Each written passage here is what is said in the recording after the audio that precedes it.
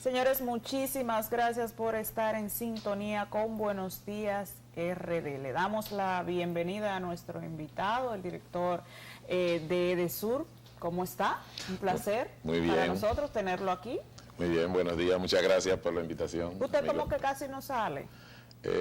Bueno, es parte de un programa del equipo de comunicación y además tenemos por filosofía que salimos cuando tenemos algo que iniciar, es decir, cuando vamos a hacer algún compromiso con alguna comunidad y luego salimos cuando hay algo que cosechar y que decir, pero no nos gusta ir a hablar por hablar. El servicio 24 horas, que es un logro de las gestiones del PLD, se está dando, bueno, yo vivo en un sector donde es 24 horas, pero la energía se va todos los días. ¿Por qué? ¿Y de qué sector es ese? Porque si es 24 horas, nosotros solamente sacamos un circuito 24 horas si hay un déficit de generación. Y un déficit de generación es... Eso es en Arroyo Hondo. Bueno, tiene que ser... Los altos de Arroyo Hondo. Por ahí. Yo digo, ¿será que hay algún circuito o están dando mantenimiento? Porque no, el mantenimiento una vez por semana y nosotros ya tenemos brigadas que hacen el mantenimiento en caliente. Es decir, ya hemos avanzado a ese nivel de poder dar el mantenimiento en caliente. Lo que puede pasar es que estemos haciendo alguna rehabilitación de algún sector. A veces tú piensas que tu circuito solo te da el sector tuyo, pero le da a varios sectores, incluyendo algunos barrios que estén próximos ahí. Y si estamos haciendo la rehabilitación, es normal que se haga un corte para sacar esa parte y trabajar. EDESUR, ¿ya cuántos barrios tiene en ese programa 24 horas? Mira, EDESUR, el 78% de los circuitos de EDESUR ya son 24 horas, también. 78. Y eso significa el 65% de los clientes. Estamos hablando de que EDESUR comparte una parte de la gran capital. Tenía quizás la peor parte del pastel al momento de dividirse las EDE y a toda la región sur del país. ¿Cómo administras tú este proyecto con tantos déficits, con tantos vacíos, porque las grandes empresas se quedaron en otro sector?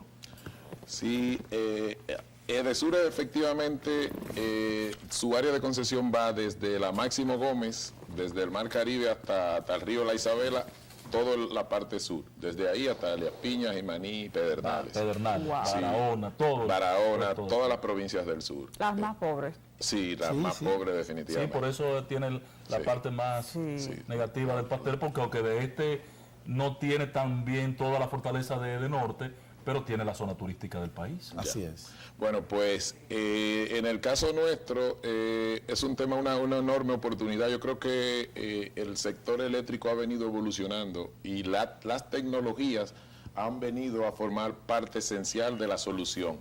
Si tú me hablas de hace probablemente 15 años, yo te diría que lo único que nosotros teníamos era ir a poner un medidor a la altura de un hombre para que un lector pase mensualmente a leerlo. Eso hoy no funcionaría en un barrio. De no haber evolucionado la tecnología, probablemente nosotros no hubiésemos podido hacer lo que estamos haciendo ahora de integrar comunidades muy pobres a 24 horas y mantener el nivel de cobranza, incluso subir el nivel de cobranza. La experiencia en esa parte, Radamés, porque era una cultura milenaria casi, que los barrios no pagaban luz, pero malgastaban la energía eléctrica, y vemos ahora que ellos están contentos porque tienen su luz 24 horas y tienen un sistema prepago. ¿Cómo, además de la tecnología, cómo orquestar, satisfacer a gente que no tenía costumbre de pago, hacer lo que paguen y que creen una conciencia del consumo de la energía eléctrica? Y de que tienen que pagarla. Exacto. Lo primero es que debe haber un compromiso para romper el círculo vicioso eterno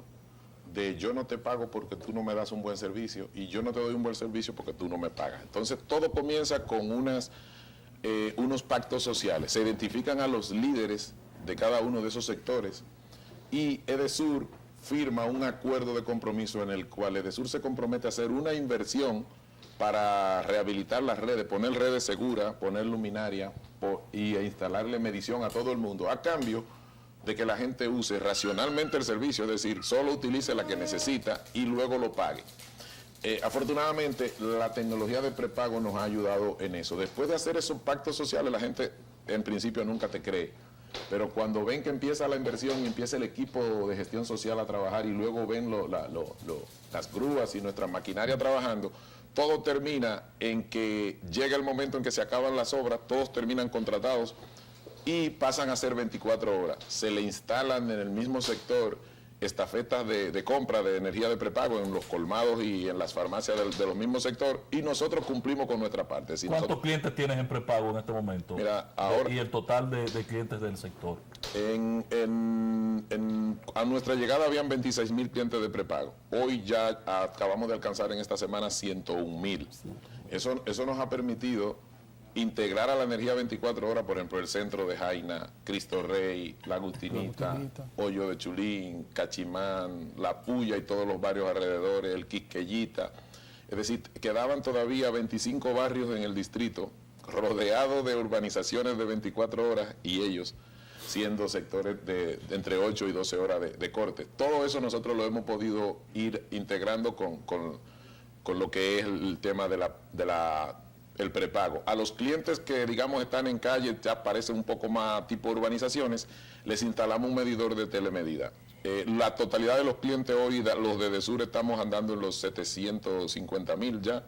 Son unos casi 150,000 más que hemos integrado en estos últimos 2 años, y el sector ya está rondando los 2.3, 2.4 millones. Ese sistema de telemedida que ustedes pueden hasta cortar la energía eléctrica por la red, ustedes tienen control también de las pérdidas, de los robos de electricidad. Definitivamente, de hecho el principal objetivo es ese. Fíjate que en un momento nosotros comenzamos telemidiendo a todos los grandes clientes. Cuando resolvimos el problema ahí, seguimos con los clientes de mayores de 600 kilos. Luego nos dimos cuenta que en las urbanizaciones había que telemedirlo a todo, porque el que estuviera consumiendo 300 a lo mejor te estaba sustrayendo 500. Exacto. Entonces decidimos medirlo todo. Ya no fueron quedando los barrios, y cuando apareció la red blindada, una red que elimina el 120 y 240 en el sector. Ahora mismo tú vas a Cristo Rey y tú no encuentras 120 voltios, 240 donde conectarte, en ningún lado.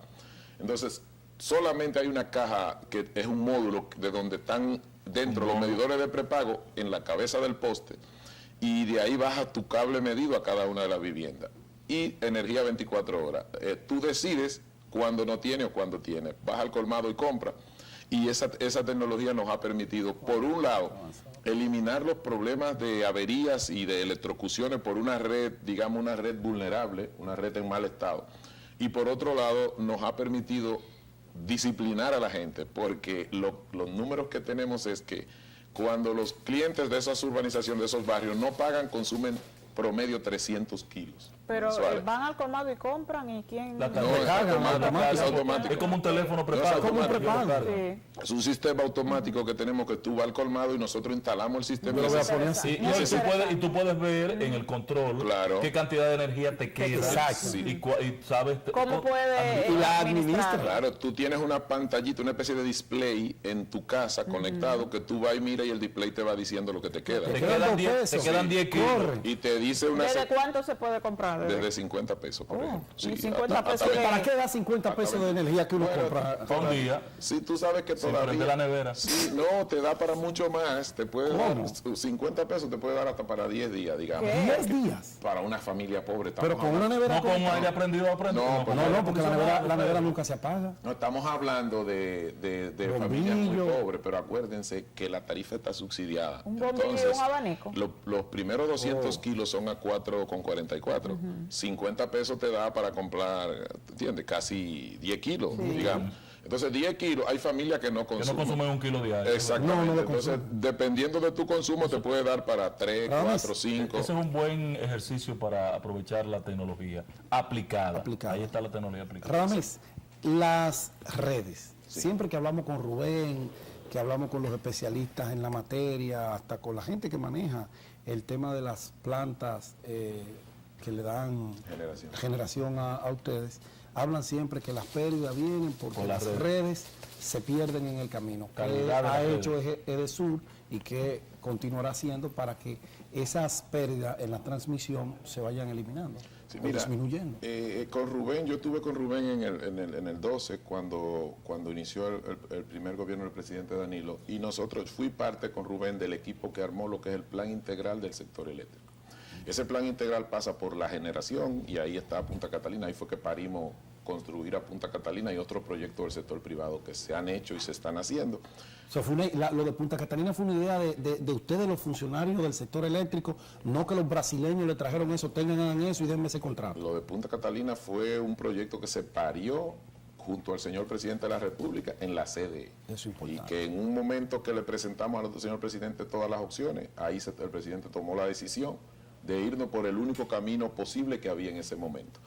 Pero en ese gran proyecto, ese gran plan integral, también está el tema de la repotenciación y lo que es la expansión de las redes de transmisión. Ustedes seguro han tenido por aquí o van a tener al ingeniero Saúl Santana, que es el administrador de TEP, y ahí también hay un tema de expansión de la red. Ya las pérdidas en el sistema de transmisión, es decir, desde el traslado desde donde se produce la energía en el generador hasta donde la reciben las distribuidoras para distribuirla en las ciudades, eso no es un problema. Las pérdidas ahí están por debajo del 2% y es uno de los mejores estándares de la región. Ya es prácticamente aceptable. Eso es aceptable y además tenemos una red anillada aquí en Santo Domingo a nivel de 138.000 voltios y tenemos la autopista eléctrica entre Santo Domingo y Santiago a 345.000 y ustedes saben que se está construyendo una autopista desde acá a San Luis en el este y también va a haber una hora con Punta Catalina desde el centro a Punta que ya Catalina. Está prácticamente lista. Esas torres que uno ve por ahí por la Cuava y esas zonas para eso.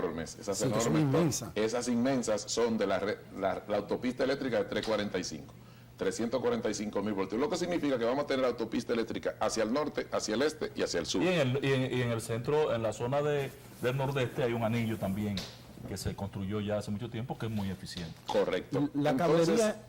Entonces, luego estamos nosotros, las distribuidoras, y te fijas, ¿y cuál es el problema de pérdida de la distribuidora?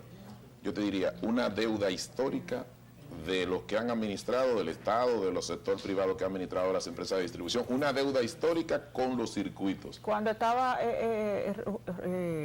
Bichara era de 33%, más o menos el retorno de la falta de pago. De cobranza. De Nosotros sí. cuando llegamos, un poco sincerizamos los números, porque habían unos números ahí que no eran muy Reales. religiosos. Sí, y cuando sincerizamos los números, las pérdidas quedaron en 35.6. El punto de partida en el año 2012 fue de 35.6. Hoy nosotros tenemos pérdidas que deben estar ya bajando de 29. Debemos estar entre 28 y algo y 29%. Eso significa que hay EDES que van un poco más avanzadas que otros. El de norte anda por 22 y pico, nosotros 23 y pico, el de este todavía está un poco más. Nosotros hemos tenido aquí en este mes de trabajo invitados extraordinarios como usted. Así es. Y yo quedé muy confundido con dos exponentes. El buen amigo José Ramón Peralta y la admirada dirigente Circe. empresarial Circe Almaz. Sí, hermano. Una contradicción tremenda. Dice Circe que el pacto eléctrico, y tú eres protagonista del pacto eléctrico desde que inició como técnico, antes de ir a Edesur, tú estabas ahí y conoces la problemática y lo acordado. Dice Circe que no se ha firmado el pacto eléctrico por falta de voluntad política e indecisión del gobierno de Danilo Medina, Que el gobierno no perdió quiere el asumir. momento, que perdió el Exacto. momentum para firmar Y el José pacto. Ramón Y entonces dice... José Ramón viene y dice, no, no es eso así. no es así. Nosotros no hemos firmado el pacto porque la clase política, la oposición, PRM y reformista no quieren firmar el pacto. ¿Cuál es la realidad? Porque la verdad que yo estoy como Fernandito Villalona, confundido. Bueno, fíjate, se hizo un extraordinario trabajo en el pacto eléctrico y todas las fuerzas sociales del país nos pusimos de acuerdo en qué era lo que convenía. Recordemos que el pacto eléctrico es una mirada de la República Dominicana al año 2030. ¿Cómo nosotros queremos ver a la República Dominicana? Y en el caso del sector Va a eléctrico... llegar el 2030 y no habrán firmado el pacto. En el caso del sector eléctrico en particular, ¿qué sistema eléctrico nosotros queremos tener al año 2030? Se hizo todo eso, se hizo el resumen de los consensos y algunos temas que quedaron en disenso y fuimos donde el señor presidente a entregarle el pacto para la firma. Pero es cierto y tenemos que estar claros que si este pacto es una mirada y unos compromisos desde ahora hasta el año 2030, todas las fuerzas políticas que tienen posibilidad de gobernar el país hasta el 2030 tienen que estar incluidas ahí, porque si no sería un pacto de Danilo con la sociedad. Exacto. Entonces ahí es donde está el mejor. Cuando se vaya Danilo en el 20 se acabó el pacto. Y todo el mundo dice, no, como yo no lo firmé, no lo respeto. Exacto. Que era lo que decía José Ramón. ¿Y qué pasa? Pero es un tema más serio, Ángel, porque cuando el pacto tiene unos compromisos económicos serios. Por ejemplo, la reducción de pérdida pasa por $1.000 millones de inversión. Eso tú tienes que mandarlo al Congreso para préstamos. Si los partidos, que son los que tienen representantes en el Senado y en el Congreso, no están comprometidos, van a rechazar. De hecho, tú te fijas que cuando llevamos los proyectos que estamos ejecutando ahora, que es para darle 24 horas a comunidades pobres, tú te fijas que en el Congreso nos lo rechazan y dicen que es populismo, que nosotros, que qué estamos haciendo con el dinero. Porque ellos porque no han ido a los Praditos, o a la Gutinita o a la Puya, para que vean gente cogiendo 10 horas de apagones con un 30 grados de temperatura, mientras están rodeados de urbanizaciones donde viven esos que los rechazan de 24 horas. Entonces, es muy importante que la clase política entienda, porque ¿quién va a gobernar las empresas de distribución? Las clases políticas. Claro. Porque ahora lo gobierna el PLD y si viene otra organización, esa la va a gobernar. Entonces, yo entiendo que fue muy atinada la decisión del presidente Danilo decir, este pacto es de la sociedad. Todas las fuerzas políticas que están luchando allá afuera por agarrar el poder pueden gobernar y van a influir en esto. Pues entonces ellos tienen que ser compromisarios, porque si no lo que van a decir es luego, no, yo no lo firmé, yo no tengo que seguir con ese plan. Y es ahí donde falla el tema. Nosotros de todas maneras, como gobierno, hemos asumido las metas contenidas en el pacto y la estamos ejecutando. Pero el pacto ya se consensuó en su totalidad, incluyendo el precio, incluyendo de la energía, incluyendo sincerizar el tema de la tarifa, incluyendo el desmonte de los subsidios, porque eso es lo que quieren los empresarios también. Todo eso se consensuó. Y en el tema de la tarifa se consensuó cuál es la tarifa de referencia que debemos llegar y cuáles son los clientes que deben ser subsidiados, porque siempre habrá gente que debe ser subsidiado. Claro. E incluso ese sector que tú dices, de los empresarios, también peleamos y tuvieron que aceptar que debe haber un subsidio cruzado. O sea, que el que más tiene debe pagar un poquito más por el que menos tiene. Y eso también se acordó. ¿Cómo? De manera que...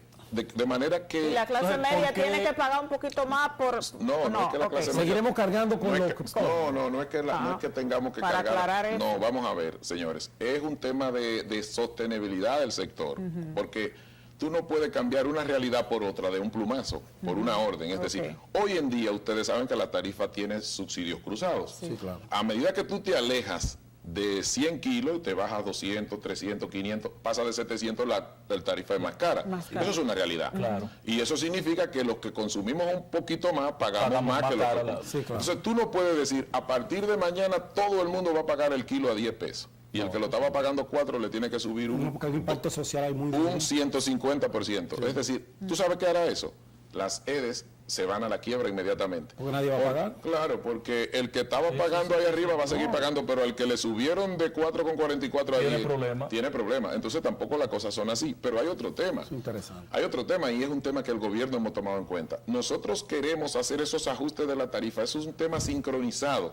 Mientras voy desmontando los apagones y voy dándole 24 horas a todos los dominicanos, voy también solapando la tarifa, de manera que el día que tenga que pagar una tarifa un poco más al que le toque, no tenga que tener inversores ni vela ni nada. Porque tú sabes que el inversor te aumenta el consumo de energía. Más de un 30%. Sí. Claro. Del Carmen, mira. Yo voy a votar. Mira, Radamés, Radamés, mira. Yo creo, en función de lo que tú acabas de plantear, que hay todo un bienestar, un estado de bienestar en función de ese pacto, de lo consensuado, de una visión. Y uno tiene que decir, pero si eso es tan positivo, eso tiene que tener un costo político positivo para quien tome la decisión. Es así. Y un costo negativo para quien no se sume y no la tome. Porque la liga se va en el 20. Yo me inscribo en la escuela del ministro de Energía de que el pacto tiene que firmarse sin o con la participación de la clase política y poner al desnudo a quienes no quieren firmar el pacto, porque yo creo que aquí el gobierno está siendo irresponsable con todas esas bondades que tú dices, y yo creo que están ya consensuadas en el pacto. O sea, ahí hay un beneficio político que yo creo que el gobierno no puede seguir. Cada quien que cargue con su culpa. Por eso nosotros lo estamos ejecutando, pero fíjate una cosa, y es un tema que... Pero nadie lo sabe que lo están ejecutando. Bueno, nosotros sí, pues las pérdidas están bajando, Punta Catalina se está haciendo, el tema de la tarifa ya se está presentando el estudio al menos con la CIA está haciendo los estudios necesarios para todos los compromisos del pacto. Cada una de las instituciones está haciendo lo que el pacto dice que está haciendo. De hecho, los temas que nosotros consensuamos para préstamos, para inversiones en pérdida y todo lo demás, la banca multilateral lo está condicionando al cumplimiento de las metas del pacto. Ahora yo te digo, como yo fui parte del equipo que discutía, por ejemplo, el equipo técnico que discutía el tema, este mismo tema, después que terminó con el equipo técnico del PRM. Y es lo que yo le decía en un momento a los técnicos del PRM, digo yo, ¿tú sabes a quién le conviene realmente que se firme el pacto ahora? A ustedes. Porque imagínense tienen un discurso. Pero imagínense que ustedes lleguen y tengan un déficit de 1.000 millones en el sector eléctrico. Le conviene que cuando lleguen al poder el problema del sector eléctrico esté resuelto, porque si no, uno de los grandes problemas de las finanzas... Entonces ellos están apostando a que no se lleve el mérito el PLD de que resolver el problema. Pero el tema de eso sería politiquería. muy mezquino. Es que porque eso es lo que son entonces la mayoría de los políticos. detrás de todo eso está la población esperando y aguantando 12 horas de apagones, con 30 grados de temperatura, lo que deteriora necesariamente la vida de la gente. Entonces, ese es el tema. Ellos prefieren que siga el caos porque le da un discurso para poder disminuir lo que el gobierno está haciendo y ellos ascender, porque así que trabajan, son tan estúpidos que así que piensan. Mire, don Radamés, esta entrevista le quedan 2 minutos, pero usted tiene 2 años al frente de DESUR, aunque hemos tratado muchos aspectos fundamentales de su gestión, quizás faltan algunos y nos gustaría que usted aproveche estos 2 o 3 minutos ahí para que la población sepa qué ha hecho Radamés del Carmen, un hombre que no es muy expuesto a los medios, desde DESUR para hay que aprovechar, un buen exponente, sí, muy bueno, de mucha data, muy bueno. porque no es de ahora que yo conozco a Radamés, lo que pasa es que está agachado ahora. Dime, Radamés. Que está trabajando. Mucho trabajo. Bueno, sí, Ángel, nos conocemos hace ratito. Fíjense, yo creo que lo más interesante de todo esto son los resultados. O sea, nosotros hicimos un plan estratégico y estamos cosechando. Nosotros estuvimos, en principio, fuimos a los medios y dimos a conocer el plan. Le imprimimos copia a todos y lo dimos a conocer en un foro público y nos comprometimos. Es una cosa que no todo el mundo hace. Nosotros dijimos, nosotros vamos a bajar la pérdida en tantos años y esto es así. Afortunadamente, la pérdida estaban alrededor de 29% hace 2 años, en junio, cuando yo llegué. Y para el cierre del año 2018, nosotros nos propusimos tener pérdida de 23.1. La pérdida hoy en EDESUR, al día de hoy, del día 18 del año, son 23.6. Vamos a hacer un crossover. O sea que ya antes de diciembre ya estás en la meta. Ya estamos cumpliendo lo que serían las metas de pérdida. Bajar pérdidas no es un tema fácil. No. Si tú tienes el dinero en el banco, teniendo el dinero en el banco, bajar pérdidas significa que tú duras 2 años y 1 mes para ver los resultados. Es decir, si yo decido entrar ahora mismo a una urbanización, a cambiar un circuito, a hacer un pacto social, a hacer una licitación, porque tenemos que cumplir la ley de compra, claro, para luego ir y hacer acopio y ejecutar, esos son 2 años. Sin embargo, vamos cumpliendo nuestro plan. Yo te diría que rápidamente hemos incrementado 129,000 clientes. Es decir, cuando nosotros llegamos había un escenario de alrededor de 300,000 usuarios que consumían el servicio y no lo pagaban. Ya de esos 300 vamos por 129,000 integrados. Por eso hoy estamos en condiciones de, al cierre de diciembre, declarar el Distrito Nacional de DESUR 24 horas, incluyendo todos los barrios que recibían entre 10 y 12 horas de servicio. Lo de prepago te decía que vamos por 100,000, los telemedidos son el 64%, ya son 472,000. Lo de 24 horas son el 78% de nuestro circuito y el 65% de nuestros clientes, 475,000. CRI, que estaba en 67, hoy está en 71. Bueno. Deuda con los generadores la tenemos controlada. Y deuda con suplidores que la encontramos en 1.600 millones de pesos. Deuda vencida, hoy nuestra deuda vencida es de menos de 500 millones de pesos. Bueno, ya no se escucha a los empresarios en los periódicos con esa queja de que le deben. El tema de la electricidad está fuera de la prensa. Está fuera de la prensa, pero hay elementos que debe el gobierno ponerlo en la prensa porque le beneficia. En la parte positiva. En la parte positiva, nada más no son las visitas sorpresas y la parte agropecuaria. Esto es un eje transversal de la economía dominicana que impacta directamente en la gente. Y el gobierno también tiene que preocuparse, porque esos videitos que nos mandan, háganlo también desde sur, consulten a la gente en los barrios, la satisfacción, que eso va a ayudar mucho a Danilo Medina a salir muy bien de su gobierno. Radamés del Carmen, administrador general de EDESUR, ha conversado con nosotros. Muchísimas gracias por estar aquí. Siempre abierto estos canales para que estas informaciones lleguen a ustedes. Feliz Muchas fin de gracias. semana. Mañana, no, el lunes, nos vemos aquí tempranito en otro Buenos Días, RD.